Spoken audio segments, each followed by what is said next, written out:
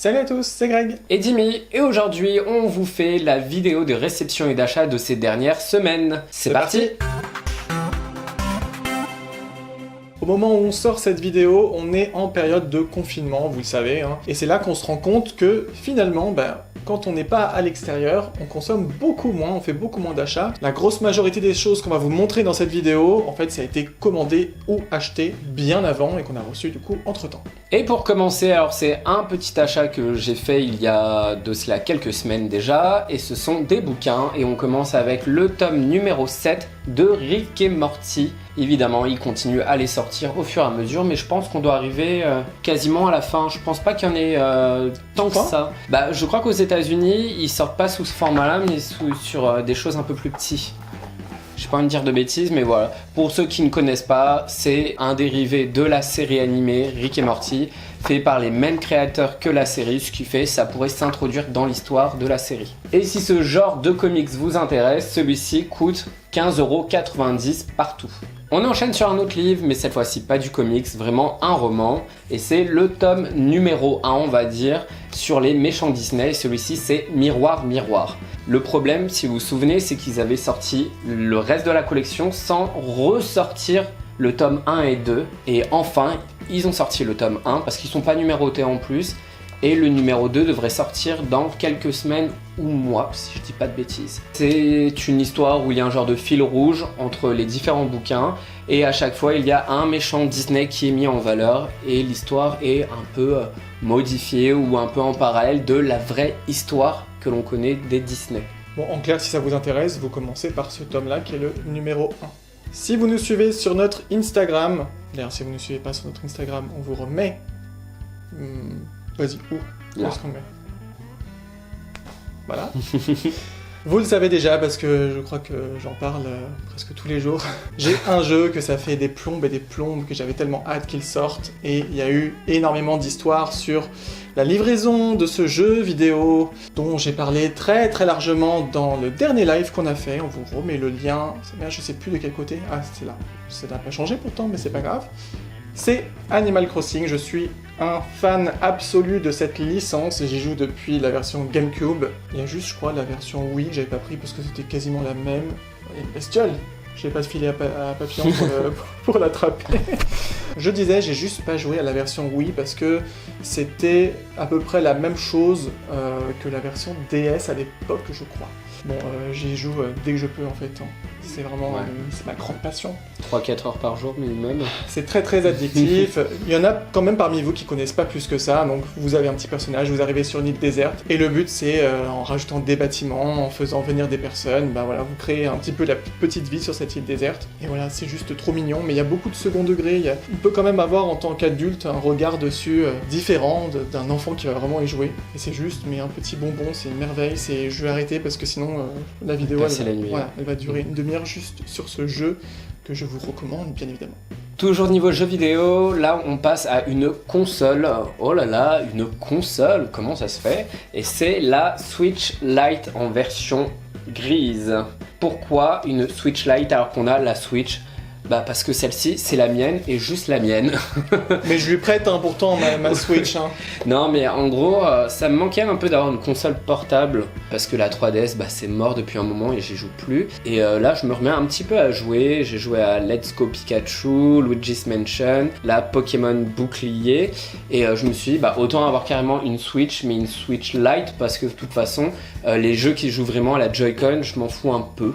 Et c'est vraiment pour jouer en mode portable, voilà, tout simplement. Et elle est comme ça en vrai, pour ceux qui l'ont jamais vue. Si je la tiens dans ça marche pas, mais elle est très belle en gris, elle est légère. L'écran peut-être un peu petit, il faut s'y habituer quand on a l'habitude de la Switch normale. Mais autrement, nickel, voilà. Surtout si vous êtes habitué à la Switch à jouer que sur un grand écran comme moi et que vous jouez quasiment jamais en mode portable. Il y avait aussi turquoise, jaune, et il y a la corail qui va sortir. Bon, sur cette vidéo elle n'est pas encore sortie, mais je trouve que voilà, si vous avez trop de couleurs, une couleur vraiment pétant autour de l'écran, je trouve que ça gêne un peu, ça parasite un peu, alors que là au moins c'est gris, surtout que la vitre va sur la couleur. Là, le gris, ce qui fait, si vous l'avez en jaune, la vitre, elle va sur le jaune et je trouve ça un peu gênant. Là, je préfère. Tu me la prêteras? Bah non. On pourra jouer limite à 2, à je sais pas quel jeu, sur Switch. Tu joueras tout seul. Le prochain produit, c'est quelque chose que l'on n'a encore jamais eu. Là, on arrive sur l'univers Funko, hein, je le précise quand même. Mais voilà, c'est un dérivé d'une licence très connue chez Funko. C'est forcément des pop. Et c'est un jeu particulier qu'on a acheté sur ce site, Figurine Discount. Je l'ai acheté là-dessus parce qu'il coûtait un peu moins cher qu'ailleurs, environ, je crois que je l'ai payé 4-5 € moins cher, sauf que ça a mis plus d'1 mois à arriver, puisqu'il y a eu un souci avec le colis, ils ont dû me le renvoyer. Mais bon, je l'ai payé quand même moins cher, j'étais pas forcément pressé de l'avoir. Et c'est dans ce petit moyen carton, gros carton, rempli de bulles. Ah, mais tu m'as la tronche, mais... Des bulles là, ouh. Bon. Oula, j'ai pas envie d'être les voisins. Et c'est le Funkoverse spécial Rick et Morty. Pour ceux qui ne connaissent pas Funkoverse, c'est un jeu de société, jeu de stratégie plus exactement, il y a écrit, qui se joue avec des pop. Alors des pop qui sont un peu plus petites que des vrais pop. Et c'est un jeu où vous incarnez un ou plusieurs personnages et vous avez des genres de missions à faire sur un plateau. De ce que j'ai eu des règles, et on en reparlera dans une prochaine vidéo. Hop, un collant là. Le jeu a l'air d'être assez simple. Nous, on aime bien les jeux de société. Il faut le dire qu'on a une grosse collection de moderne. Voilà, jeux de société moderne, pas Monopoly, etc. Mais pas la bonne paille, pas voilà, carotte. Voilà, c'est d'autres jeux de société. Qu'est-ce qu'on pas a Uno. Et on a combien de jeux? On doit en avoir à peu près 70. Voilà, environ 70 jeux. Et voilà, moi j'avais envie de prendre le spécial Rick et Morty en me disant ça fera un autre jeu de société, mais en mélangeant avec les pop. Vous avez des boîtes de 4, des boîtes de 2 personnages et même des boîtes avec un seul personnage. Ouais. Le 1, c'est une extension. Voilà, et le but c'est de mixer tous les univers, d'où le nom Funkoverse en fait. Vous mixez, c'est-à-dire que vous allez vous retrouver avec des personnages de Rick et Morty, des personnages d'Harry Potter, des personnages de Batman, voilà. Ou autre. Enfin voilà, et on pense qu'on vous fera une vidéo de présentation, voire de partie de ce jeu. On va voir comment on fait ça, mais c'est prévu. On reste chez Funko, mais on arrive évidemment sur les Funko Pop. Il faut bien qu'on ait les Funko Pop, on n'en a pas assez. On n'a jamais assez de Funko Pop. Jamais assez. Bref, moi c'est un coup de cœur. Ça vient d'un Disney que j'ai vraiment adoré pourtant. J'avais envie de le voir, bon ça date un petit peu maintenant, mais je pensais pas avoir un réel coup de cœur, surtout pour le personnage principal. C'est La Reine des Neiges 2 avec... Alors attention avant que je le montre, on sait jamais, peut-être qu'il y a des gens parmi vous qui n'ont pas encore vu La Reine des Neiges 2. Attention, spoil. C'est vraiment un truc qui se passe vers la fin, donc au cas où, bah voilà. Petit spoil. Mais donc c'est Elsa dans sa magnifique tenue de la fin, franchement avec les cheveux lâchés. Moi quand j'ai vu ça au ciné, j'étais waouh, comme un peu comme le loup dans Tex Avery là, avec la langue qui sort, le cœur qui bat et tout. T'étais libéré, délivré quoi. Non. Non. J'étais dans un autre monde.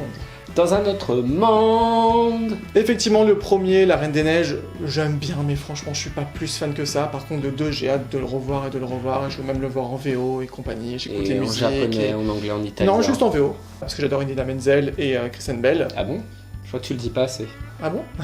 Moi, je le redis encore une fois. Il y a des gens qui ne connaissent pas beaucoup, ou qui sont arrivés il y a pas longtemps sur la chaîne. Donc, je vous le dis. Voilà. Pour les autres, désolé. Et du coup, ce qui faisait qu'en fait, on n'avait pas du tout de pop de La Reine des Neiges. Donc là, toi, récemment, on avait montré, hein, tu as Sven, parce qu'il est trop mignon et que tu adores, tu as une passion pour les cerfs. Enfin, les animaux un peu de ce style-là. Et bah moi du coup voilà, maintenant j'ai Elsa, donc on a deux pop. Et PS, Sven c'est un renne. Un renne, oui, bon les rennes, les cerfs, des trucs avec des bois comme ça sur la tête. Mais voilà, c'est pareil, c'est pareil. Oh, t'as bien un truc de Wetmore Forest qui ressemble à un lapin, un écureuil avec des bois et t'aimes bien. Ouais, un truc avec des bois, j'aime bien. Voilà, c'est ce que j'ai dit. On précise quand même que les pops qu'on vous montre là, ce sont des pops de chez Pop in a Box. Ah oui, on n'a pas dit. Voilà, tu ne l'as pas dit. Voilà, tout vient de chez Pop in a Box. On n'a pas montré le carton parce que vu qu'on a reçu le colis pendant le coronavirus, on a préféré directement se séparer du carton. On ne sait jamais. La deuxième pop qu'on a reçue avec celle d'Elsa, c'est... J'y vais direct, hein. C'est la marraine la bonne fée, j'allais dire la méchante reine, aucun rapport. Voilà, la marraine la bonne fée dans Cendrillon. Vous le savez, il y a eu des pops qui sont sortis il y a pas longtemps avec la marraine la bonne fée. Il y a Cendrillon dans sa tenue rose. Moche. Rose, oui, bon, moins jolie. Et il y a le fameux carrosse avec les chevaux. C'est la seule que je prendrais parce que Cendrillon, je la trouve pas très belle.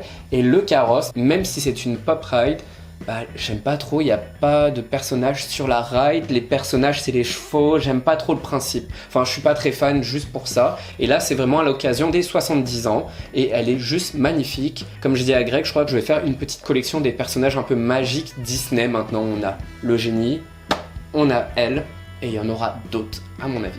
Pop in a Box, on vous le dit souvent, on vous le recommande, et en plus on vous donne un petit code parrainage qu'on vous mettra dans la description, qui vous donne moins 10% sur votre commande, donc franchement déjà que les tarifs sont intéressants, avec ça c'est encore plus intéressant. Du coup, Pop in a Box également. Il s'agit d'une pop d'un film d'animation Disney que j'adore, je suis très très fan. On a quelques pop déjà de cet univers, mais il y en avait une qui pour moi manquait. Et c'était un de mes rêves. Le mec a exaucé. J'ai trop d'ambition, mais dans l'univers des pop, c'était vraiment une vie, ouais. pop de mes rêves. D'ailleurs, on avait parlé dans plusieurs vidéos, dont celle-ci. Comme ça, vous pourrez vérifier que je demandais. J'ai dit, mais Funko, faites-moi ce personnage, faites-moi ce personnage. Ils l'ont fait. C'est juste ouf, c'est incroyable, je pense. C'est Vanessa. Enfin, c'est Ursula, en fait. Bon, il n'y a pas de spoil, hein, à ce niveau-là. Et si je l'avais pas vue Je vous dis pas que Ursula elle se fait tuer à la fin. Je vous le dis pas. Mais voilà, c'est Ursula, mais en Vanessa. J'adore, je trouve ce personnage tellement charismatique. Elle est juste magnifique. Je suis tellement content. Et en plus, vous le savez. Ah, pardon, on va le redire encore une fois. On adore les méchants Disney. Et c'est une méchante. C'est une méchante. Et elle est exclusive Pop in a Box. Alors, en Europe en tout cas. Et on le rappelle, elle vient d'une série assez conséquente quand même, qui était sortie pour les 30 ans du film d'animation. Qu'est-ce que tu fais? Tu vas me lancer dessus? Voilà. J'ai raté. Et voilà pour cette vidéo réception et achat de ces dernières semaines. En espérant que cela vous a plu. Surtout, n'hésitez pas à nous dire dans les commentaires le ou les produits qui vous ont intéressé ou que vous avez aussi peut-être en commun. Si ça vous a plu, faites bien la danse des pouces. En gros, mettez un pouce. Abonnez-vous si c'est pas déjà fait. Et nous, on se retrouve bientôt dans une prochaine vidéo. Bye bye. Ciao.